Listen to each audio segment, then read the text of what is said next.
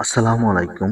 এখন আমি আপনাদের সাথে ভিডিওতে যে বিষয় নিয়ে আলোচনা করতে যাচ্ছি সেই বিষয়টি হলো গরুর কৃত্রিম প্রজননের পর জরায়ুতে সমস্যা, বারবার ব্যথা হওয়া এবং গ্যাস বের করার কারণ নিয়েই এই ভিডিওতে আলোচনা করা হবে। আমার এই ভিডিওটি যদি আপনাদের একটু ভালো লেগে থাকে তাহলে প্লিজ লাইক, শেয়ার, কমেন্ট এবং সাবস্ক্রাইব করবেন। আপনাদের কোনো বিষয়ে যদি প্রশ্ন থাকে তাহলে আমাকে কমেন্ট করবেন। আমি পরবর্তী ভিডিওতে সেই বিষয়ে উত্তর দিয়ে দিব।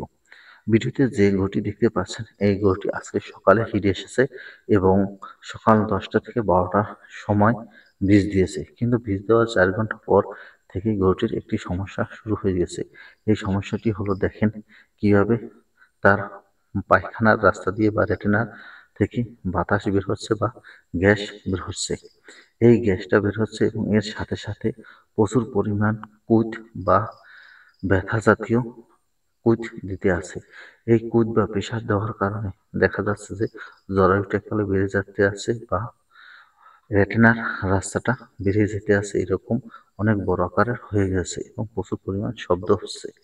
এই ধরনের সমস্যা যদি হয়ে থাকে বা এরকম যদি আপনার খামারে কোনো গরুর হয়ে থাকে তাহলে আপনারা কি করবেন এবং এটা কেন হয় এই বিষয় নিয়ে এই ভিডিওতে আলোচনা করা হবে। সাধারণত এটি কৃমির কারণে হয়ে থাকে, কারণ আপনার গরুটি যদি বেশি কৃমি আক্রান্ত হয়ে থাকে এবং কৃমির ঔষধ সঠিক সময় যদি না খান তাহলে ওই কৃমির স্থানটা লড়ে যায় এবং ওখানে ব্যথা সৃষ্টি হয়। এই কারণে অনেক সময় এরকম হয়ে থাকে। এছাড়া জরায়ুতে ইনফেকশন থাকলে এই কারণেও, ব্যথার কারণেও বা পুজ অতিরিক্ত বের হওয়ার কারণেও এরকম প্রেশার উঠতে পারে। এবং সবচেয়ে বড় কথাটি হলো যে জরায়ু যখন বীজ দেওয়া হয় তখন ধরা হয়, এই ধরানোর সময় যদি সঠিকভাবে জরায়ু আবার না রাখতে পারে তখন এরকম ব্যথা শুরু হয়ে থাকে এবং প্রেশার দিতে পারে। এরকম সমস্যা হলে বেশি ভয় পাওয়ার কারণ নেই, কারণ এর জন্য সাধারণ ট্রিটমেন্ট করলেই এটি ঠিক হয়ে যায়। এই জন্য এরকম সমস্যা হলে আপনারা সর্বপ্রথম যেটা করবেন, এটার মধ্যে বরফ দিবেন এবং এতে আস্তে আস্তে ঠান্ডা হয়ে যাবে। এর সাথে সাথে যদি প্রেশার বা যে পরিমাণ কুদগুলো দিতে আসছে এটা না দিতে পারে, এর জন্য আপনারা যে কোনো একটি ব্যথানাশক বা যে কোনো কুদ নির্ধারণের জন্য একটি ঔষধ ব্যবহার করবেন, অ্যানোসিয়া ব্যবহার করবেন এবং এস্টিনট্রাভিন ব্যবহার করবেন।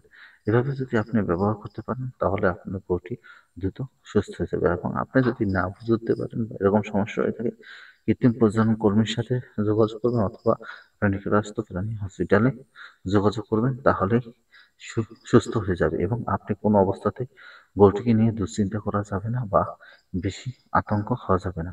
এসব সমস্যা হলে সাধারণত আবার 1 দিন থেকে 12 থেকে 24 ঘন্টার মধ্যে সুস্থ হয়ে যায় বা এই সমস্যার সমাধান হয়ে যায়।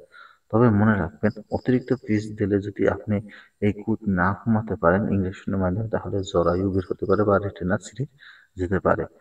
এমনি সবসময় পরিষ্কার পরিচ্ছন্ন স্থানে গরুটিকে রাখবেন, কোনো অবস্থায় ময়লা জায়গায় রাখা যাবে না।